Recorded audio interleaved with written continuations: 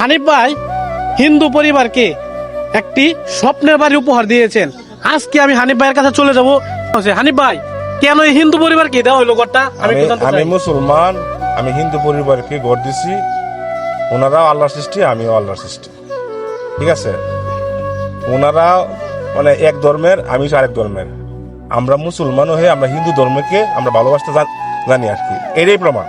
মোট কথা হচ্ছে হানিফ ভাই শুধু মুসলমান না, হিন্দু, বৌদ্ধ, খ্রিস্টান সকল ধর্মের মানুষকেই ভালোবাসে। কারণ হচ্ছে কি জানেন, এটা আমি নিজে প্রমাণ।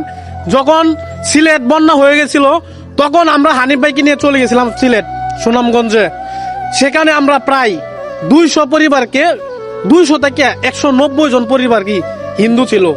এই হিন্দু পরিবারকে হানিফ ভাই শুধু ত্রাণ দিয়ে গেছেন।